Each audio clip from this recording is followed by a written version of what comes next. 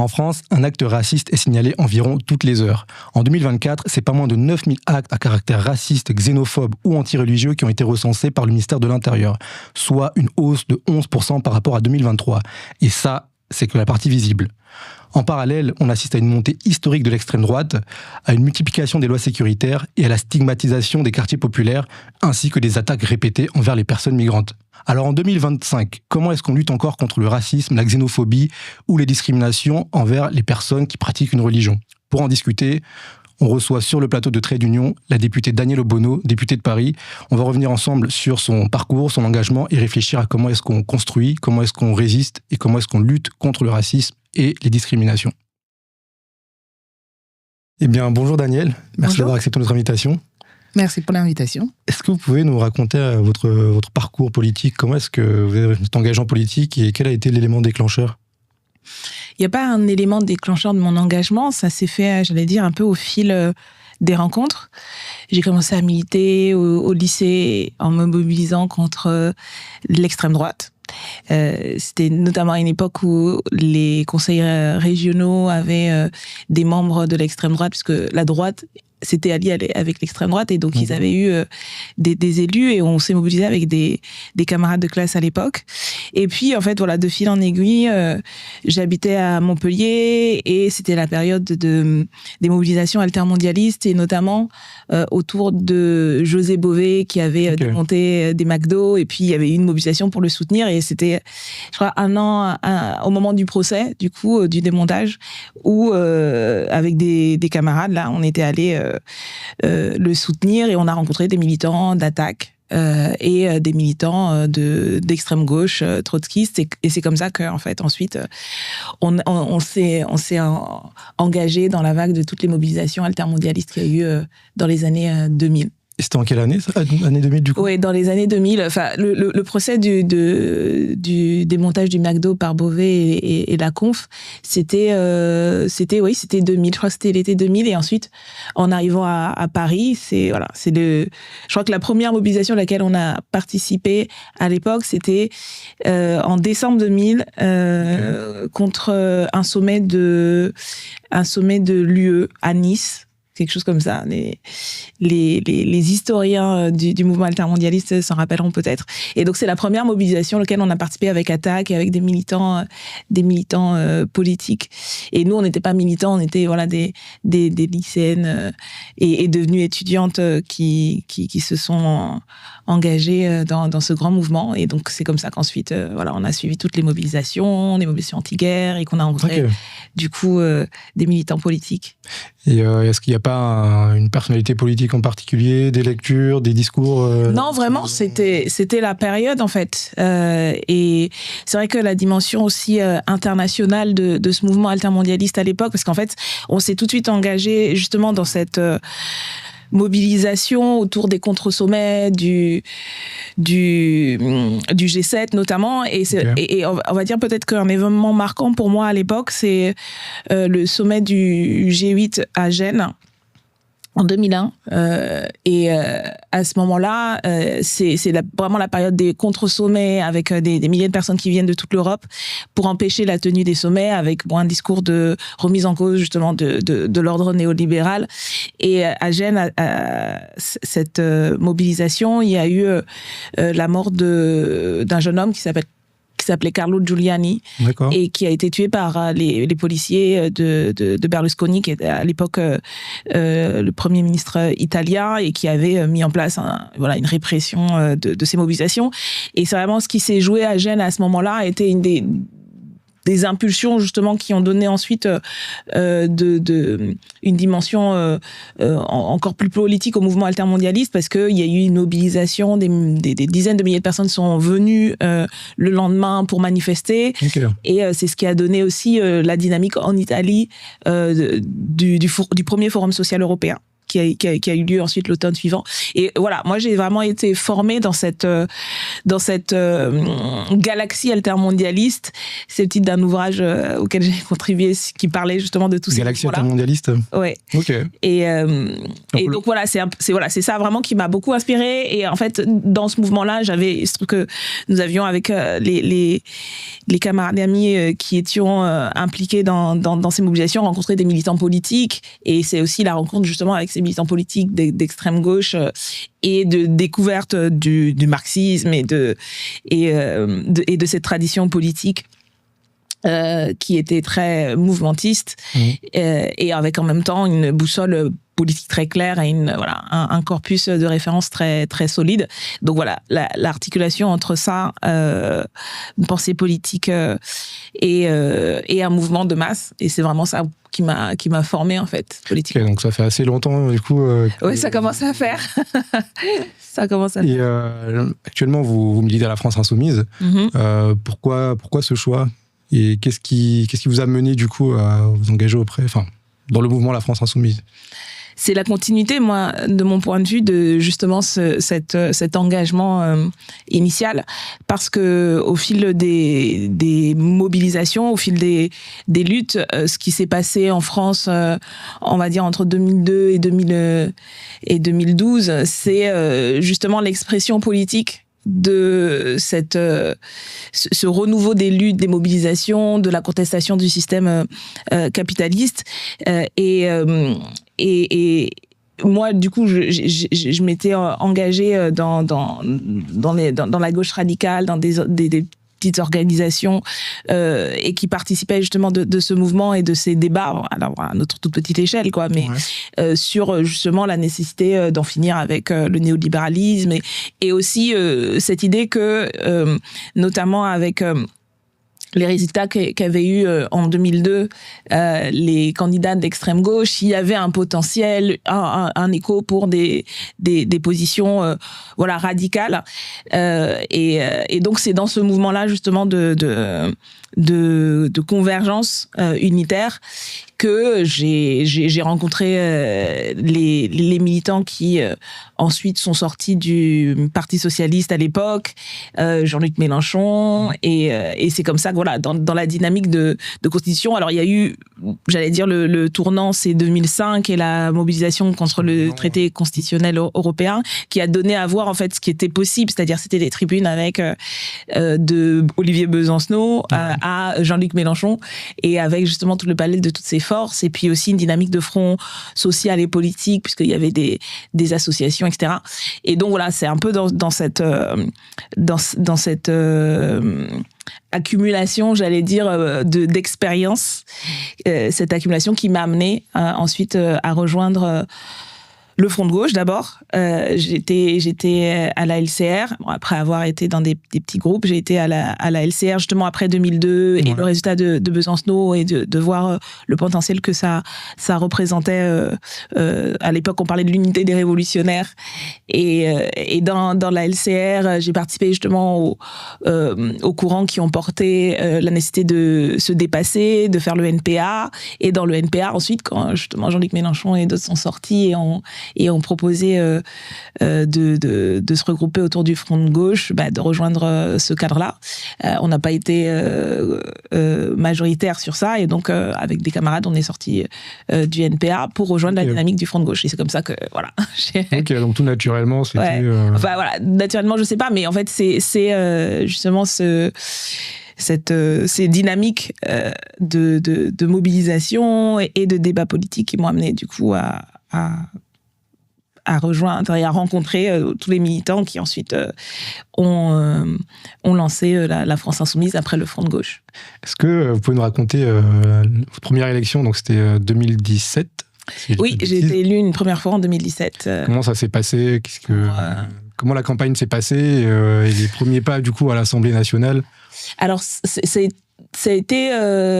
c'était particulier parce que nous, on avait la France Insoumise s'est constituée donc en 2016 autour de la candidature de Jean-Luc Mélenchon pour l'élection présidentielle, et dès le départ, la présidentielle et législative étaient liées puisque l'enjeu c'était de gagner et d'avoir une majorité législative pour mettre en œuvre le programme. Donc il y a toujours eu cette articulation très claire entre présidentielle et législative dans la démarche de la France insoumise. Et donc, voilà, moi, je faisais partie de celles et ceux qui s'étaient engagés dès le départ en tant que sensibilité. Justement, j'étais pas membre du PG, j'étais plus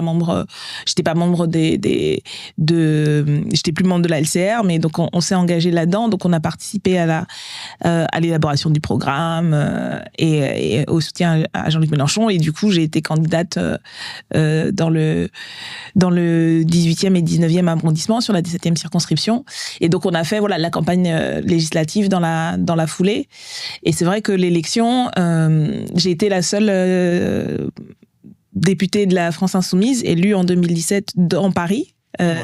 Donc, et on était 17, et c'est vrai que ça a immédiatement aussi transformé, nous a tous transformés, parce que c'était pour moi et pour une majeure partie du groupe à l'époque une première élection. Un premier mandat, voilà, et avec en plus la responsabilité donnée par le résultat de Jean-Luc Mélenchon à la présidentielle, et en fait nous, ce qu'on a toujours dit, c'est que c'est un programme qui a été porté et la première confirmation en fait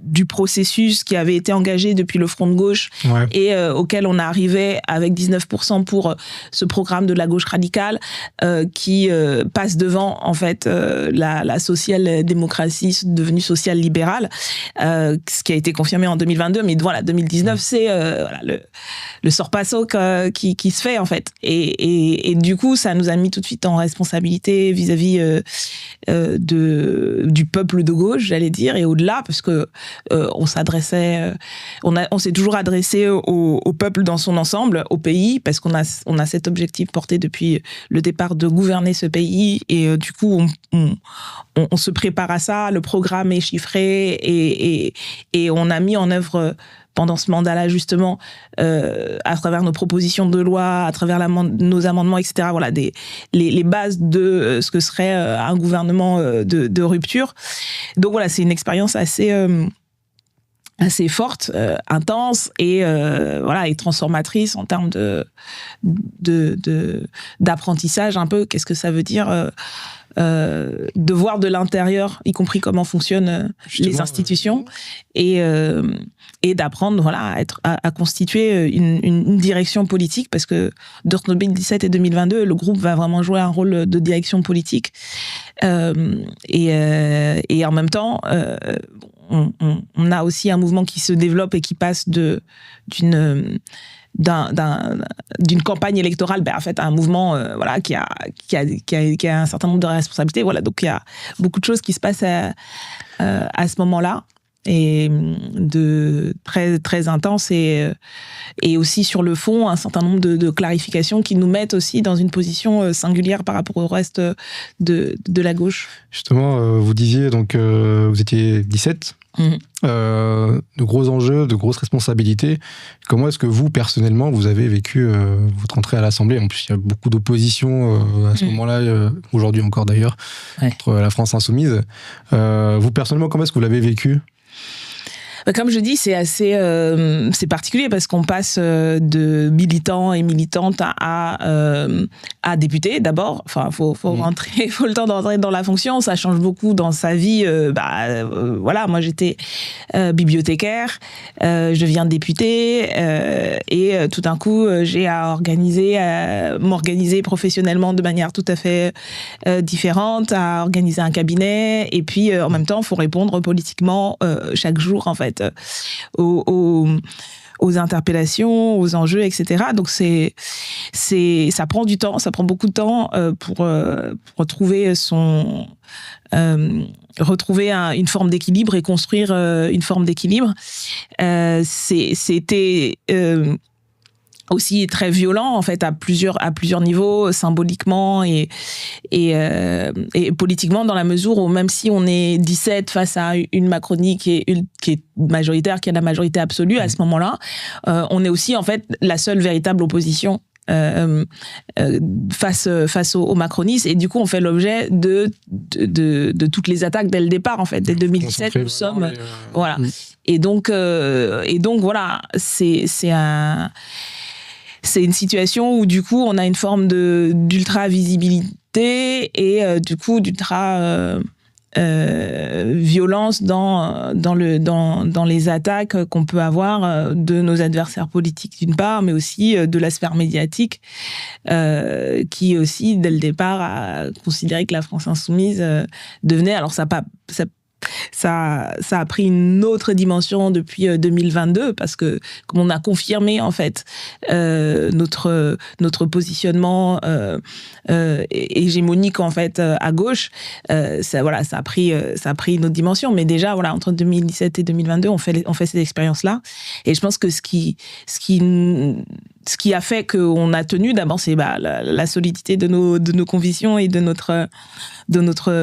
boussoles politiques, et puis aussi le fait qu'on a été un groupe uni et le cadre collectif en fait a été une protection collective et protection individuelle, surtout quand on a été ciblé individuellement, et le fait de tenir bon, ça c'est aussi quelque chose dans, j'allais dire, la culture insoumise, cette compréhension que, en fait, quand on s'attaque à une personne, c'est pas cette personne-là, c'est ce qu'elle représente, et donc du coup savoir protéger les camarades et faire bloc, et ce qui n'empêche pas d'avoir des débats ou des désaccords ou des différences d'appréciation, mais voilà, c'est comme ça qu'on avance, et je trouve que cette expérience 2017 à 2022, y compris, nous a fait aussi avancer sur un certain nombre de questions, comme les questions antiracistes, de manière significative et cruciale dans la période, étant donné la centralité de ces questions-là.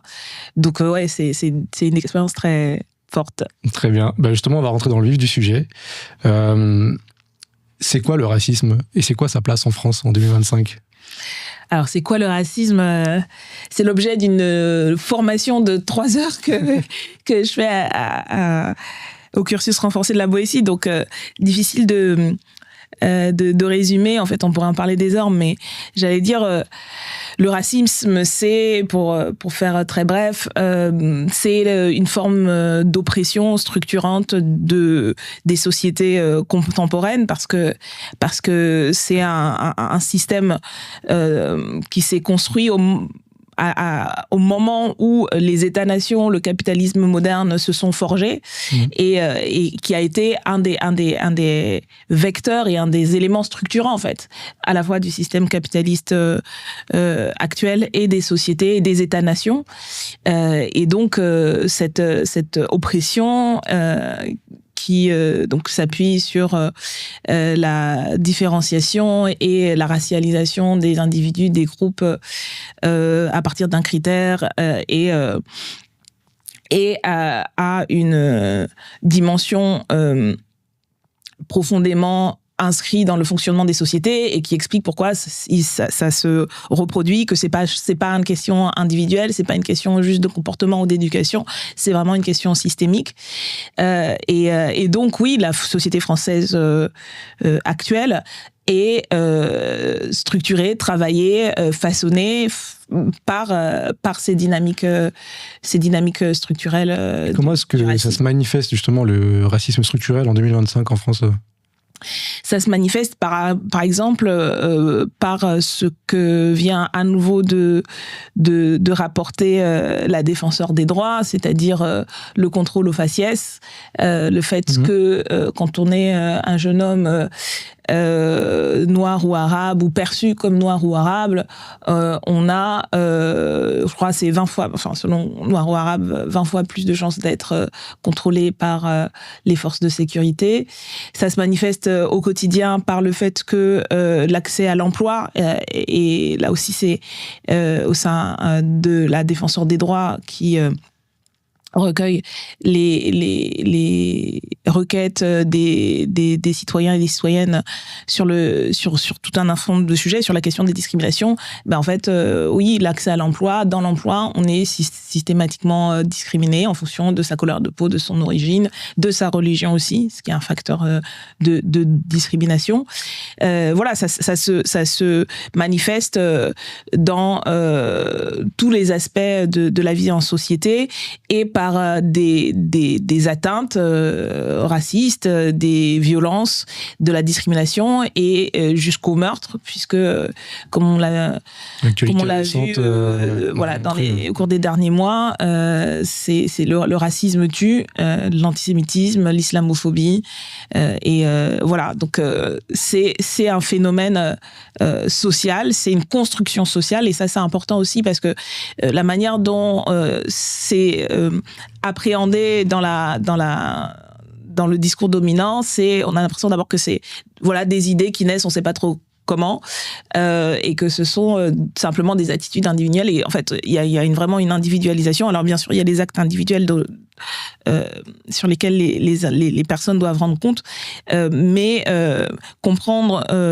d'abord son histoire et comment ça s'inscrit dans l'histoire des sociétés et pourquoi en fait du coup ça subsiste malgré la dénégation des théories racialistes du 19e siècle. Déjà comprendre que ça ne date pas que du 19e siècle, le moment clé tournant entre le 16e et le 18e, notamment autour de la traite esclavagiste, qu'il y a des prémices déjà dans le Moyen-Âge européen avec la manière dont les populations descendantes de juifs et de musulmans ont été racialisés à l'époque. Et donc, voilà, tout ça explique pourquoi aujourd'hui encore en France, en Europe et dans le reste du monde, il y a une division raciale du travail, il y a une racialisation politique et géopolitique que encore dans l'actualité, malheureusement, toutes les vies ne se valent pas, que le droit international est perçu par les puissances occidentales à géométrie et à géographie variable. Enfin voilà, tous les niveaux du plus intime au géopolitique sont traversés et structurés par cette dimension de racisme. Je vais rebondir là-dessus en vous demandant, quelle est l'articulation entre l'immigration, le racisme et l'héritage colonial ? Comment est-ce que ça fonctionne du coup ces trois Alors dans la société française est une société qui a été une société coloniale, qui a colonisé, qui a esclavagé, et qui a assujetti des peuples pendant des siècles à une domination politique, économique, culturelle, et même après la décolonisation qui s'est faite par la guerre, qui s'est faite par les luttes de libération, qui n'a pas été octroyée de manière bienveillante et compréhensive par la puissance coloniale, elle a continué à maintenir dans un certain nombre de pays, notamment des pays africains, une forme de domination postcoloniale à travers notamment les intérêts économiques et géopolitiques. La France-Afrique. Voilà, la fameuse France-Afrique. Et puis, donc très concrètement, en fait, déjà comprendre ça, c'est comprendre pourquoi est-ce que en fait, nous sommes un pays qui est tissu de migration, littéralement, parce que ce soit dans l'empire colonial français et après la fin de l'empire colonial français, les populations anciennement assujetties ont aussi été utilisées après la guerre pour permettre la reconstruction de la France. C'est ce qui a fait l'immigration dite post-coloniale.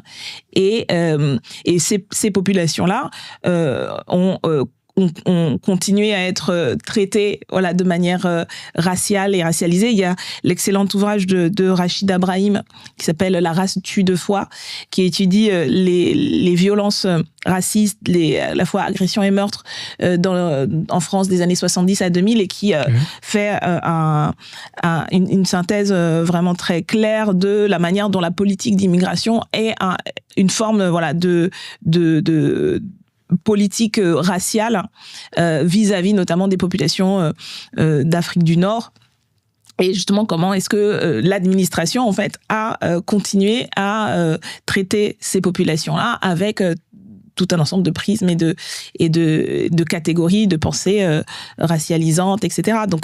Donc oui, c'est vis-à-vis de ces populations-là qui ont été utilisées, voilà, essentiellement comme de la force de travail économique. Et avant, sous la colonisation, on peut penser également à leur utilisation pour la guerre, pour défendre une patrie qui leur déniait en fait le statut de citoyen, qui ont été par ailleurs effacés de la mémoire, et souvent il faut encore continuer à se mobiliser pour la reconnaissance de ces troupes coloniales à la libération, à la Première Guerre et à la Seconde Guerre mondiale. Et donc voilà, il y a une continuité historique dans le traitement de ces populations. Et donc oui, la politique migratoire est devenue un des éléments, un des enjeux politiques, la problématisation de la question migratoire l'a été par le prisme du racisme et de la racialisation de ces populations qui, jusqu'à aujourd'hui, enfin c'est vraiment le cœur de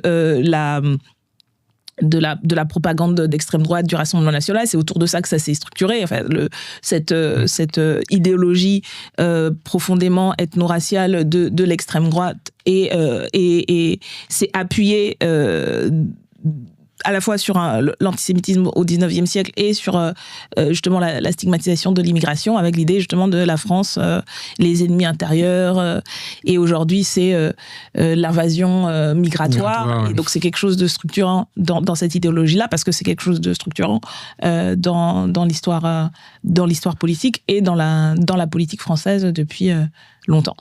On l'a dit en introduction qu'il y a une montée du racisme en France en 2025. Est-ce qu'il n'y a pas une responsabilité historique de la gauche aussi là-dessus ? Parce qu'il y a une époque pas si lointaine que ça où les adversaires politiques étaient attaqués sur le volet de la moralisation, et il n'y avait pas forcément un combat de fond sur l'antiracisme. Est-ce que vous pouvez revenir là-dessus et il y a une certaine gauche a quand même été au pouvoir dans ce pays.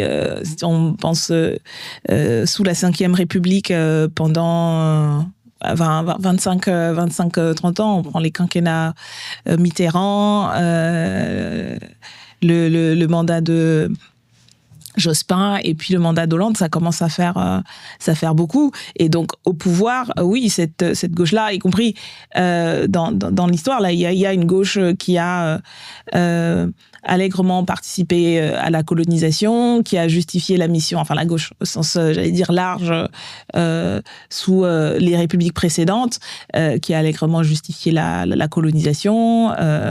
Et donc, oui, ces courants politiques-là sont aussi traversés et ne sont pas immunisés contre une vision raciste, antisémite. Il y a une gauche antisémite en France, je veux dire, comme l'antisémitisme, par ailleurs, a été un des éléments structurants de la modernité européenne, en même temps que justement le racisme colonial l'a été. Donc on a ce double mouvement dont parle Césaire sur la continuité, en fait, dans les formes de racisme, dans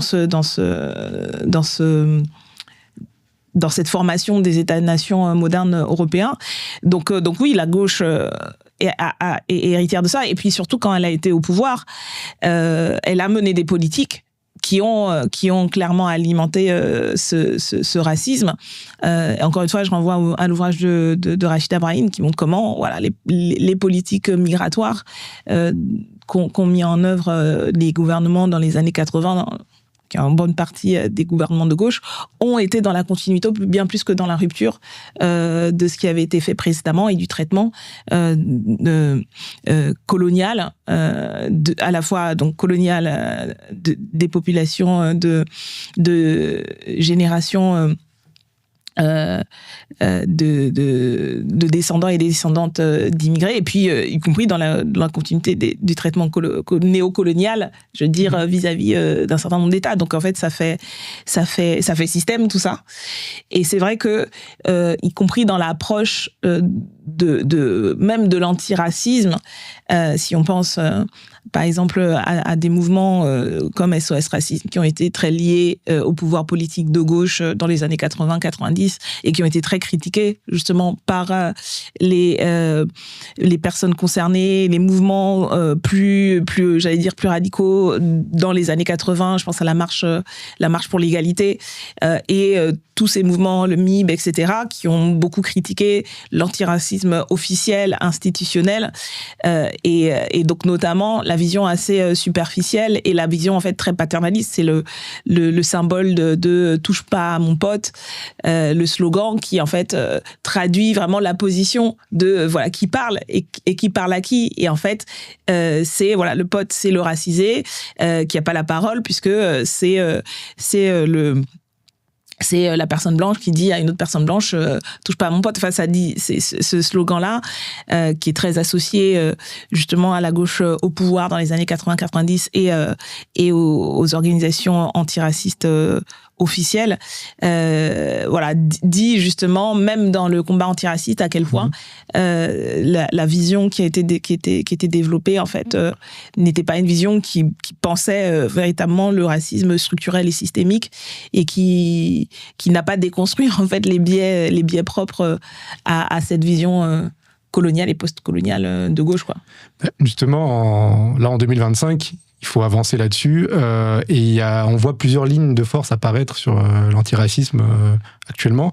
Comment est-ce qu'on fait pour les réconcilier et surtout comment est-ce qu'on ne reproduit pas les erreurs qui ont été commises par le passé, on va dire à gauche en tout cas? Alors, je ne sais pas si c'est des lignes de force.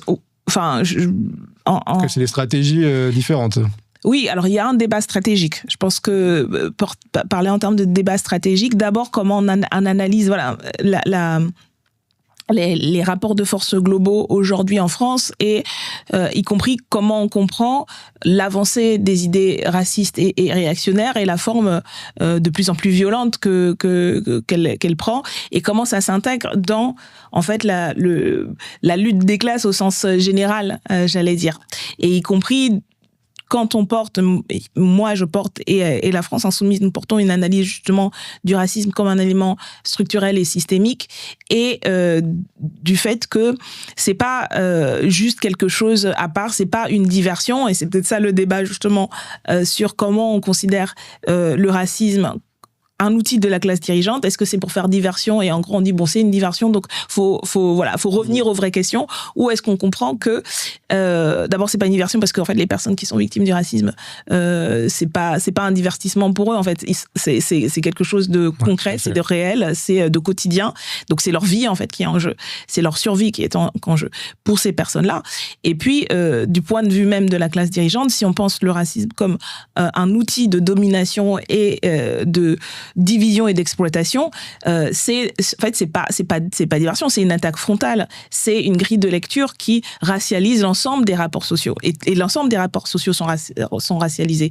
La division aujourd'hui du travail, il y a une dimension genrée du travail, il y a une dimension raciale du travail. Quand on regarde voilà dans tous les secteurs, on va dire les emplois les plus durs, les emplois les moins qualifiés, les moins bien payés sont des emplois où les personnes racisées et stigmatisées sont les plus nombreuses, les plus précaires, etc. Enfin voilà, je vais pas refaire la liste et ça on le voit sur tout un ensemble de dimensions. Et donc si on comprend ça, on comprend aussi pourquoi est-ce qu'on ne fera pas l'économie justement d'une stratégie qui confronte la question du racisme et c'est là les débats qui peut exister à gauche, l'idée que par exemple pour lutter contre l'extrême droite, il suffira pas de parler social en disant voilà on veut pas parler des questions identitaires, etc. En fait le social est une dimension de la structuration raciale de la société, de la grille de lecture. Vous avez aujourd'hui de nombreux chercheurs qui confirment ce que disent depuis des années les personnes concernées, les collectifs, etc. Je pense dernièrement l'ouvrage de Félicien Faury qui a fait une enquête sur justement les électeurs et les électrices du Rassemblement national du Front FN-RN et qui montre justement comment leur vision et l'idéologie d'extrême droite elle-même donne une grille de lecture où et on le retrouve du coup pas juste dans l'extrême droite, mais vous avez quand même aujourd'hui au plus haut sommet de l'État un président de la République qui explique que le problème de l'hôpital c'est les Mamadou et enfin voilà c'est terrible. Voilà et si on comprend pas que du coup il faut confronter et assumer de confronter la question du racisme parce que c'est une attaque frontale contre notre camp social. C'est une attaque qui vise à diviser, qui vise à affaiblir d'une part notre camp pour permettre la surexploitation de ceux qui sont par ailleurs les forces essentielles qui font tourner le système et du coup justifier leur position subalterne au niveau économique. Et puis c'est aussi une dimension, et ça c'est important, de comprendre que c'est un élément qui unifie la classe dirigeante. Quand on voit aujourd'hui le rôle d'un Retailleau entre le bloc bourgeois macroniste et le bloc d'extrême droite, quand les mots d'ordre qu'il lance, que ce soit à bas le voile, que ce soit la chasse aux étrangers, la chasse raciste et xénophobe dont il se félicite et qu'il lance il y a quelques jours encore, ce sont des mots d'ordre profondément racistes et xénophobes qui visent en fait à rallier pas simplement l'électorat par ailleurs, hein, c'est pas juste quelque chose de politicien. Je pense que ces gens-là ont cette vision-là. Retailleau, je pense que Macron a une vision de ce type-là quand on reprend toutes les déclarations qu'il a pu avoir sur ces sujets. Et donc, ce sont des éléments qui essaient de constituer le bloc d'adhésion politique pour le bloc bourgeois dont il manque parce que le néolibéralisme en fait n'a pas de supplément d'armes autre que voilà le chacun pour soi, etc. Donc et du coup je crois que c'est vraiment ça. Je sais pas s'il s'agit de réconcilier, mais qu'il s'agit de convaincre en fait de la dimension stratégique. Et pour nous, notre stratégie étant d'unir le peuple sur des revendications politiques, pour unir ce peuple-là, il faut tenir compte en fait de tous les éléments qui visent à le diviser et donc les combattre pied à pied et pas faire comme si en fait voilà on va oublier, parce qu'en fait ceux et celles qui sont censés se battre ensemble, si une partie d'entre elles et eux sont constamment stigmatisés, divisés, sont affaiblis pour la lutte, ben en fait la lutte collective elle aura pas lieu quoi. Donc pour moi c'est ça, c'est un débat en fait stratégique et il y a besoin de le gagner d'abord pour les personnes concernées parce que c'est encore une fois des violences pas simplement symboliques mais concrètes, quotidiennes, et puis pour nous tous en fait, si on veut arriver à mobiliser le grand nombre, ce grand nombre voilà, il est fait de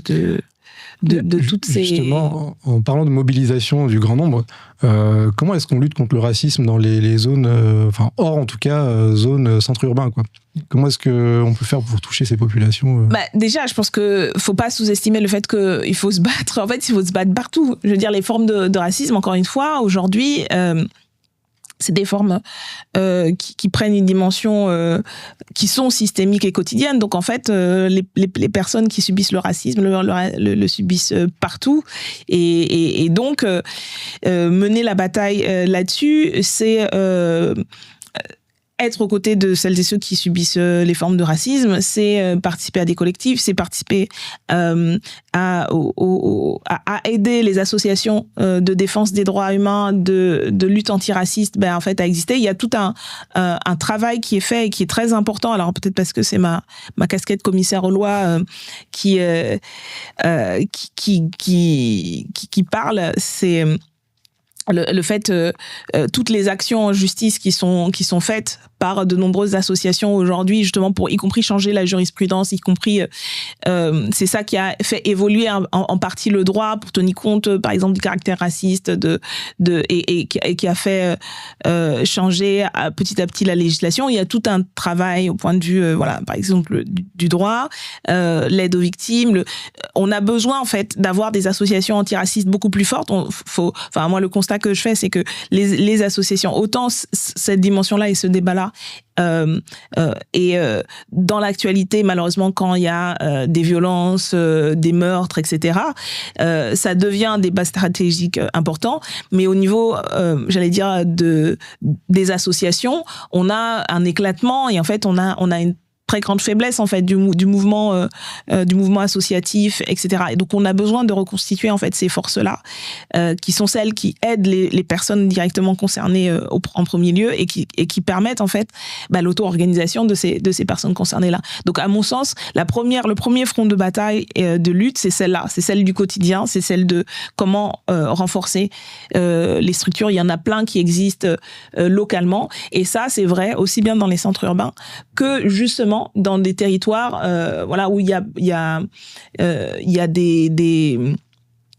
des problématiques, des démographies différentes, mais en fait les besoins, les gens qui vont être victimes de racisme et de discrimination, ils auront quand même besoin d'accompagnement juridique, ils auront besoin de conseils, ils auront besoin de s'auto-organiser pour se mobiliser.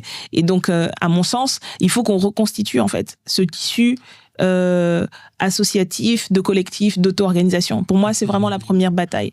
Il faut du monde sur le terrain pour convaincre. Exactement. D'abord pour aider, quoi. On a besoin de gens parce qu'il y a besoin du coup de main, il y a besoin d'être aux côtés des gens qui se mobilisent. Et ça, c'est la première tâche. Et ensuite, confronter le racisme quand il s'exprime à travers des actes, à travers des paroles. Donc, avoir justement une clarté politique pour dire, en fait, on laisse rien passer. On laisse rien passer, des expressions, parce que ce qui a été observé encore, le rapport annuel de la Commission nationale consultative des droits humains, donc sur le racisme, l'antisémitisme et la xénophobie, qui étudie tous les ans justement l'état du racisme en France, montre à quel point, et ça, d'autres rapports l'ont montré aussi, par exemple en juillet 2024, au moment de la campagne législative après la dissolution, il y a eu une explosion de la parole raciste, d'actes racistes, etc. Décomplexion totale. Et donc ça aussi, du coup, là, c'est les militants politiques, j'allais dire, d'avoir aussi une stratégie de riposte, en fait.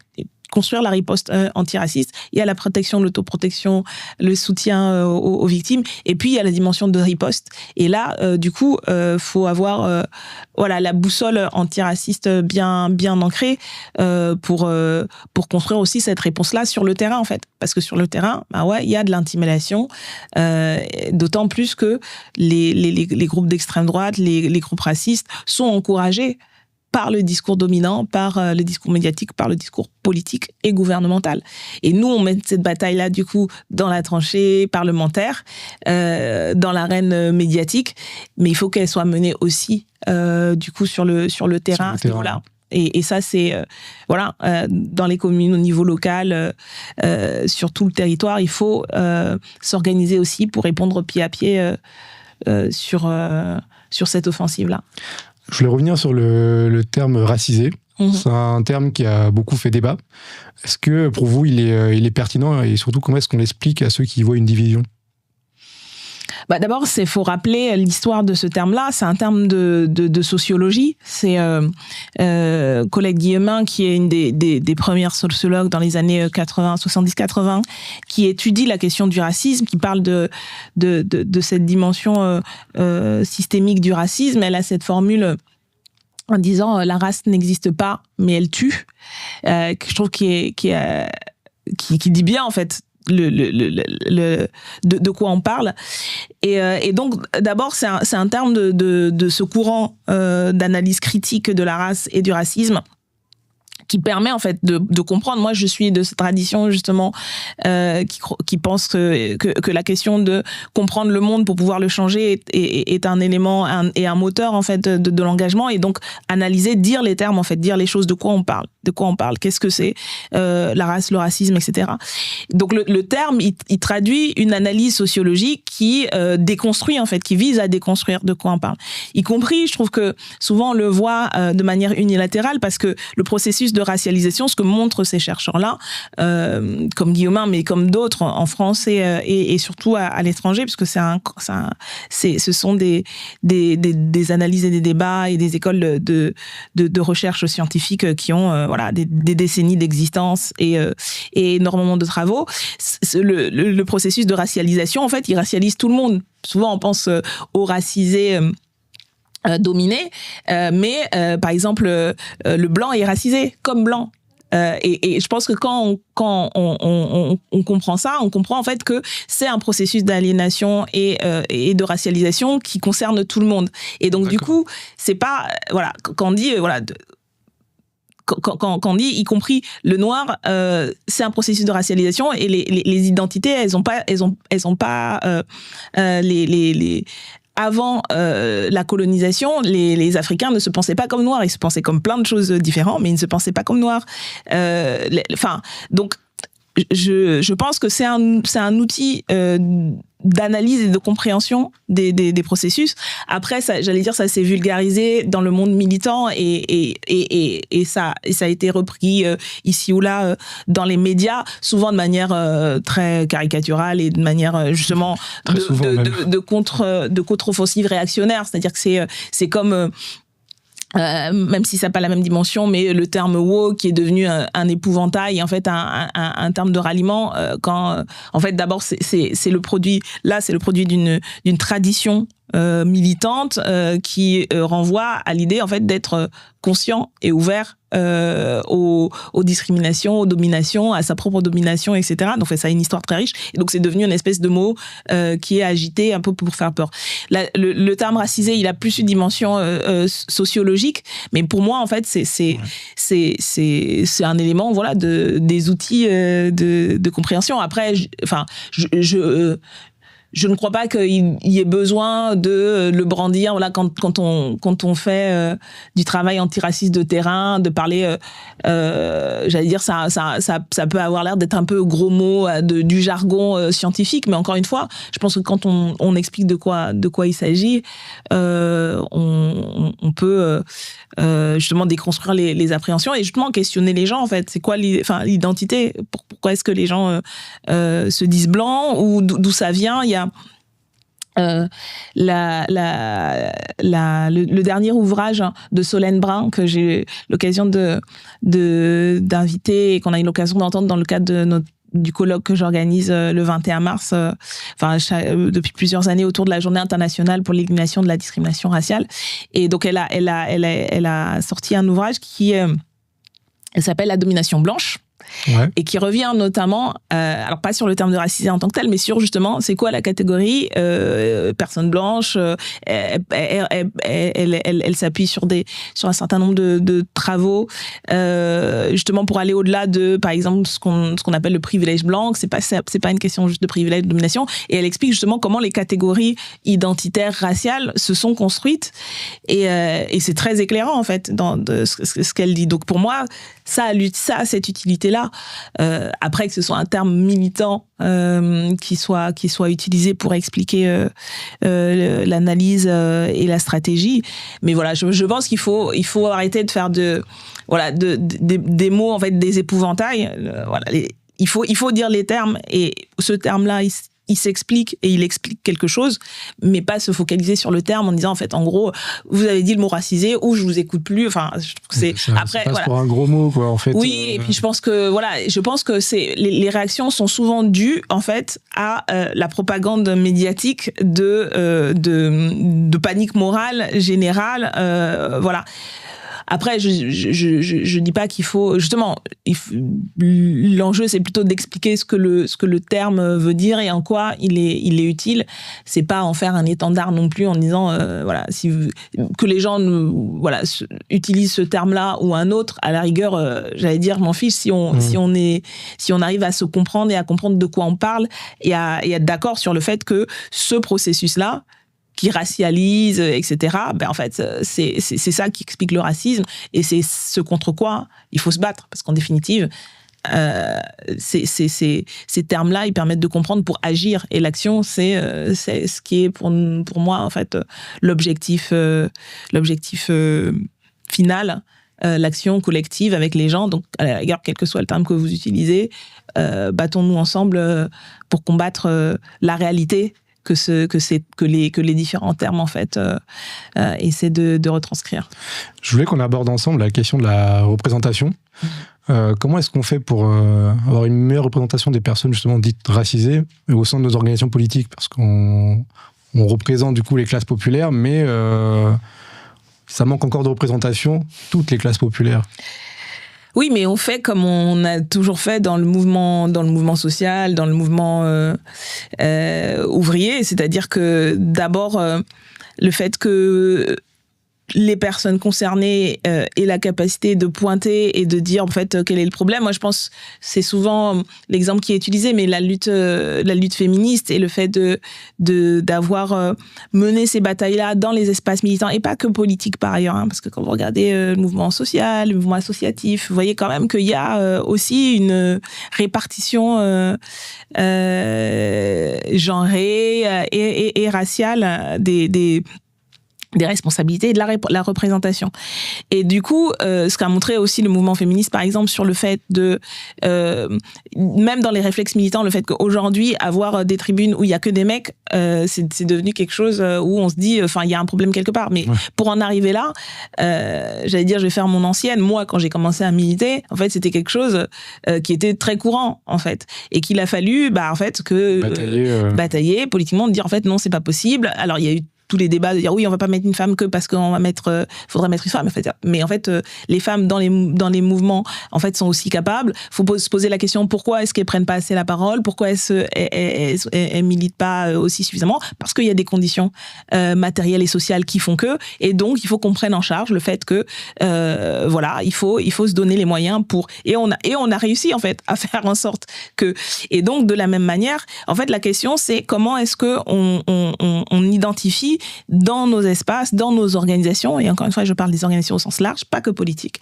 syndicales aussi, associatives aussi, comment on déconstruit la reproduction dans nos espaces, en fait, de tous les biais sociaux et des biais raciaux, comme des biais de genre, etc. On n'est pas immunisé contre ces phénomènes structurels. Si on pense qu'il y a que le patriarcat existe, donc que c'est un système, que le racisme comme système existe, on doit comprendre que nous-mêmes, nous reproduisons dans nos espaces ces formes-là de microsexisme, de microracisme, voire de plafond de verre.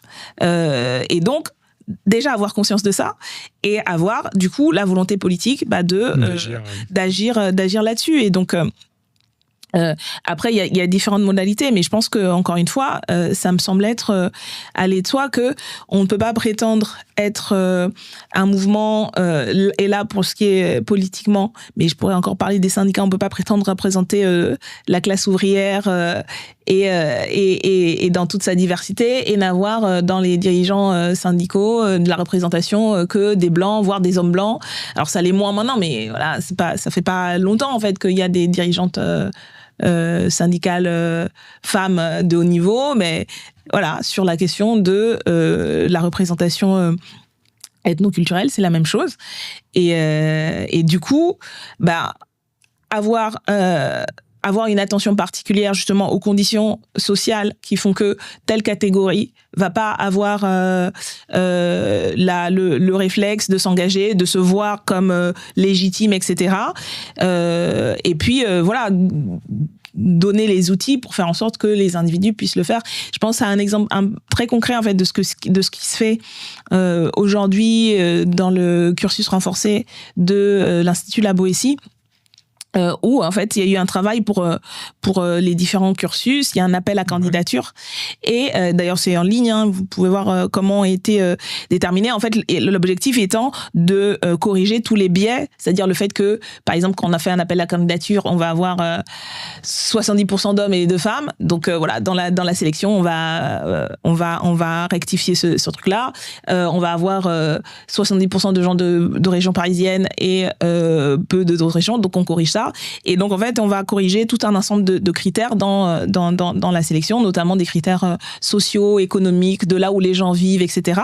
Et en fait, ce travail-là, il a permis que, en fait, les promotions du cursus renforcé de la Boétie, en fait, sont vraiment plus représentative, y compris que d'autres espaces dans le mouvement en tant que tel, en termes sociaux, économiques, de genre, d'origine territoriale, etc. Et donc, en fait, ça, c'est un exemple. C'est pas un truc de quota. On n'a pas dit, on veut 3 Arabes, 2 Noirs, de trucs. Non, on est parti d'éléments structurants, sociaux, économiques, en termes de revenus, etc.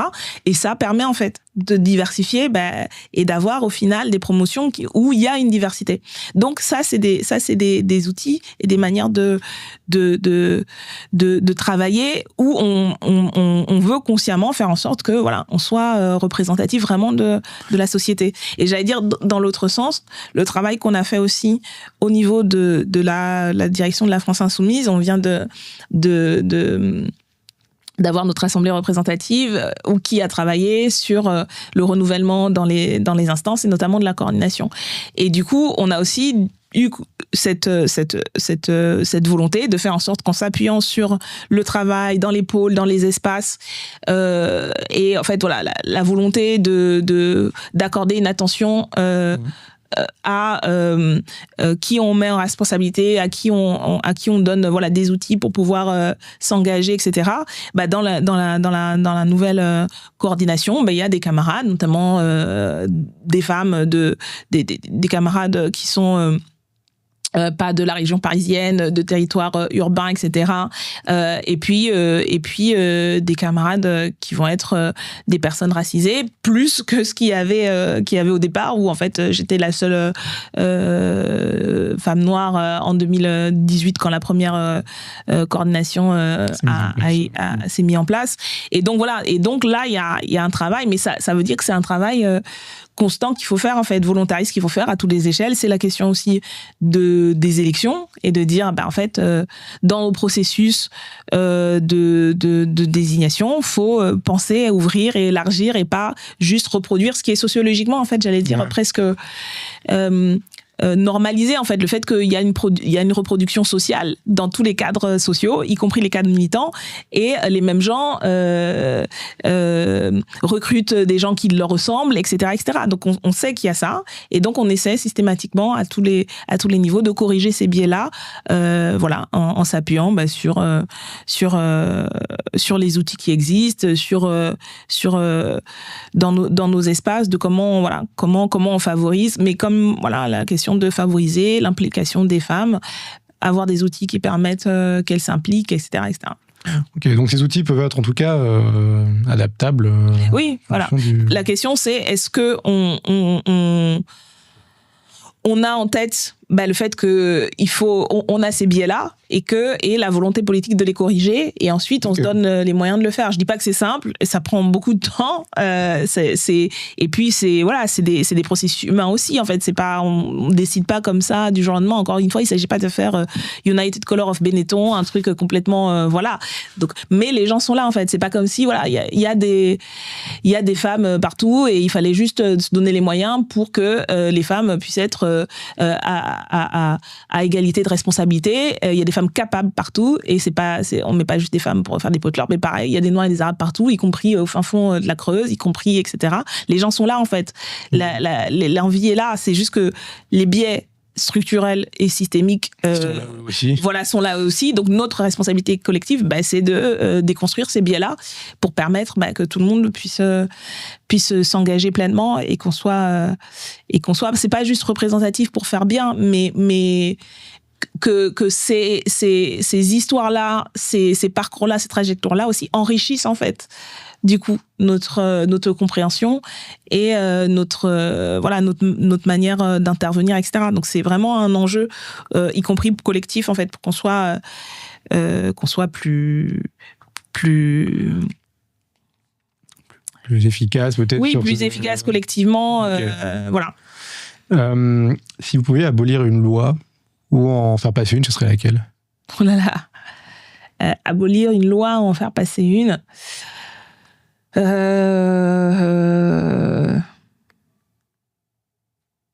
il y en a plein qu'il faudrait abolir. J'allais dire symboliquement, je crois qu'il reste encore dans la législation française des scories du Code noir. Je crois qu'il y a eu une proposition qui a été faite là-dessus, justement sur ça, en fait, symboliquement, d'abroger en fait tout ce qui reste un peu de la législation coloniale et esclavagiste dans le code pénal et dans la législation française. Et puis faire une loi, j'allais dire liée aux questions de lutte contre le racisme. Écoutez, nous, on travaille, on essaie de faire avancer l'idée qu'il faudrait un code de la non-discrimination. C'est-à-dire que, en fait, dans le droit, justement, grâce aux luttes, aux mobilisations, à l'avancée, justement, de la prise de conscience antiraciste, il y a eu beaucoup de textes qui ont été faits sur la question de la lutte contre les discriminations. Pas que les discriminations raciales, mais voilà. Mais en fait, elles sont éclatées dans plein de textes différents. Et du coup, c'est pas le droit de la non-discrimination est pas très lisible, même pour les professionnels du droit. Et donc là, c'est une des revendications et une proposition qu'on porte dans le programme de constituer un code de la non-discrimination qui permettrait de regrouper l'ensemble de ces mesures, du coup de donner une plus grande visibilité, parce qu'un des enjeux en termes de lutte anti-discrimination raciale, mais pas que, c'est ce qu'on appelle le chiffre noir, c'est-à-dire le décalage entre les nombres de personnes qui déclarent être victimes d'une forme ou d'une autre de racisme. Il y a plus d'1 million de personnes en fait chaque année qui ont été évaluées, et le nombre de personnes qui vont engager une procédure en justice pour faire sanctionner et se faire reconnaître le préjudice qu'elles ont subi. Donc 1 million, on a à peu près, alors pour dire grosso modo, 10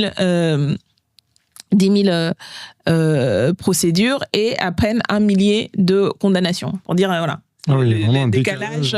Voilà. Donc, un des enjeux, alors il y a plusieurs politiques à mettre en œuvre, donc notamment y compris la formation des magistrats, des forces de police pour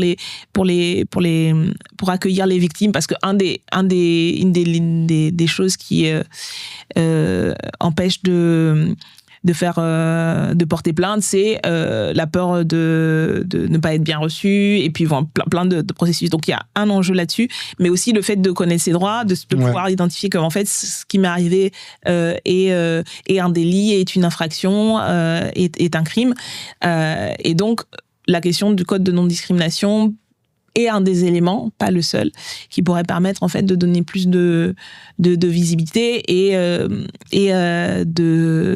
un outil, y compris pour les professionnels du droit. Très bien. Écoutez, on arrive à la fin de cette interview. Est-ce que vous avez un message pour nos auditeurs et notamment aux jeunes qui s'engagent en politique? J'allais dire, on a besoin de tout le monde dans la lutte, et que tout le monde est utile, tout le monde a une place à occuper, a une tâche à accomplir, parce que le travail est immense. Ce à quoi on s'attaque, c'est rien moins qu'un système de domination économique, sociale, qui a plusieurs siècles, et des oppressions qui sont par ailleurs des oppressions croisées, intersectionnelles, et du coup qui qui sont pas que des choses macro intellectuelles qui attaquent la personne dans son intimité, donc c'est quelque chose d'immense, et en même temps nous sommes une force collectivement, en fait on a le nombre et on a l'intelligence et on a les ressources pour mettre à bas ce système, donc engagez-vous quoi. Engagez-vous, c'est le moment ou jamais. On est à un tournant et donc on a besoin de vous, et d'autant plus si c'est d'autant plus vrai pour celles et ceux qui se sentent le moins légitimes en fait. Parce que voilà, les biais, notamment racistes et autres, font qu'on se sent moins légitime dans la lutte, alors qu'en fait on est, il y a personne qui est indispensable, mais tout le monde est précieux et tout le monde peut apporter. Donc allez-y, engagez-vous sous toutes les formes possibles pour mener ensemble la riposte. Merci beaucoup Danielle, merci pour votre témoignage et vos analyses. Quant à vous, si vous avez aimé cet épisode, n'hésitez pas à liker, commenter, et si vous voulez soutenir la chaîne, à vous abonner et activer la cloche. Merci. Super. Au revoir. Merci.